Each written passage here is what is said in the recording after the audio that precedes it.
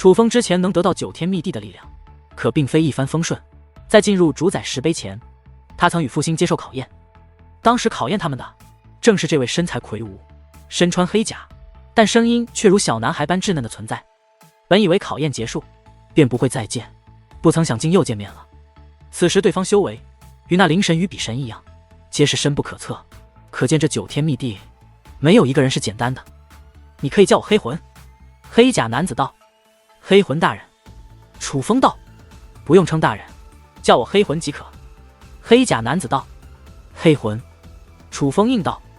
这才对，随我来吧，带你见一下妖神大人。黑魂转身为楚风引路。妖神？楚风则目露好奇。灵神大人，你见过了吧？黑魂问道。是灵神大人送我到这里的。楚风说道。这9天密地是由灵神大人与妖神大人主宰的，我呢是跟随妖神大人的。当初你的考核也是妖神大人的意思，所以非要说起来，你算是妖神大人看中的人。黑魂说道。可话音刚落，那比神的咆哮自虚空响彻。喂，黑魂，说的什么话？灵神大人也很看好楚风的好吧？哎呀，我的错，我的错，我其实不是那个意思。闻言，威风凛凛的黑魂竟连对着声音来的方向连连作揖。滑稽的动作再加上稚嫩的小男孩声音，与他那威武的形象全然不符。但很快他又凑到楚风耳边小声道。嘿嘿，比神那丫头是跟着灵神大人的，所以不能在他面前说灵神大人的坏话。楚风笑了笑，不接他的话。而黑魂则忽然一本正经的道。楚风，你既也是界灵师，那我考你个问题。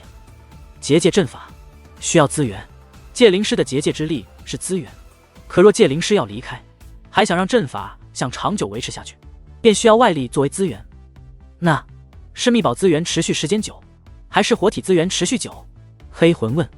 我觉得不能直接判定，还是要具体看秘宝资源与活体资源的强弱。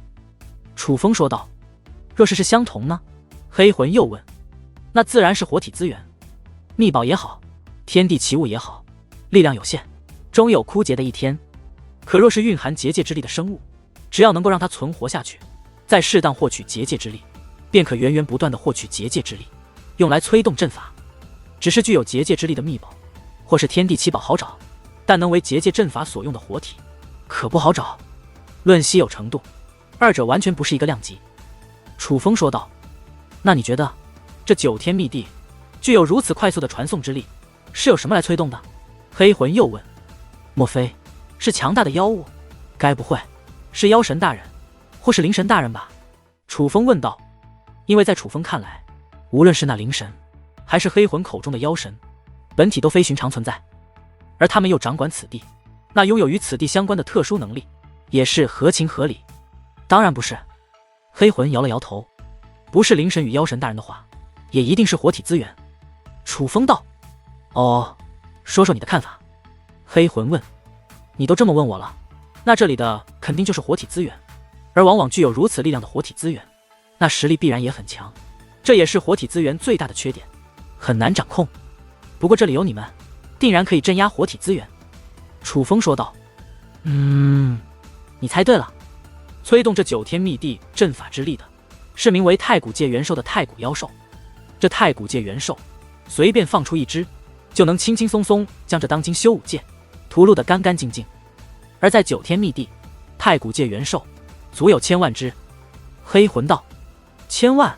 此言一出，楚风眼睛瞪得老大。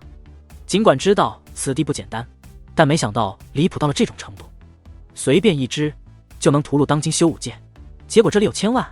黑魂，那你说的修武界不包括第9道天河吧？楚风问。当然，那第9道天河可不是那么简单，想屠戮那里。黑魂话到此处，却坏笑着看向楚风。你小子想套我的话？没，我只是感叹此地有如此厉害的妖物，却能够被镇压，你们的实力到底在何境界？楚风问。臭小子，又套我话。黑魂道。没，我这个人有个毛病，就是好奇心重。楚风笑道。也不是不告诉你，只是现在还不方便让你知道。总之，灵神大人与妖神大人是非常非常强的存在，交谈间，黑魂已带着楚风来到了一处悬崖。身在悬崖边，一眼望去，是一望无际、深不见底的深渊。可忽然，楚风心神一震，他感受到了极其浓烈的杀意，就连楚风也是下意识地向后退了几步，因为那杀意太恐怖了。好在楚风定力强，换做其他人，只是那股浓烈的杀意，便足以让人轻则疯癫，重则死亡。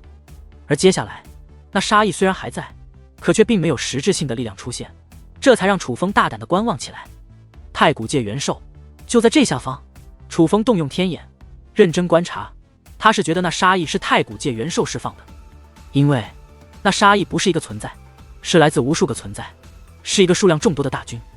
很快，楚风在那漆黑的深渊深处看到了一双宛如两轮明日般的巨大血眸。可明明此物距离楚风非常非常的远，如此远的距离都有如此巨大的眼眸。楚风推断，此物完整身躯定然超过一方庞大的上界，且这与虚影不同，那是真身，这才是真正的庞然大物。但相比于他庞大的身躯，楚风更忌惮对方的力量。尽管对方没有一点展示，可楚风能够感觉到，对方一个念头都能让自己魂飞魄散，连怎么死的都不知道。这是真正的强大存在。妖神大人，楚风带来了。黑魂对着深渊施以一礼，晚辈楚风拜见妖神大人。楚风也赶忙对着悬崖施以一礼。不用黑魂说，楚风也是能够猜到，镇压那千万太古界元兽的，必然就是这位妖神大人了。之所以太古界元兽的力量无法释放出来，定是被这位压制住了。楚风，不必拘束，你能够来到这里，便已得到我们的初步认可，勉强也算是自家人了。浑厚的声音自深渊传来，周遭天地都为之颤抖，那种感觉根本不像是单个物体说话，更像是神灵下达旨意。不过好在，这妖神的语气很是柔和，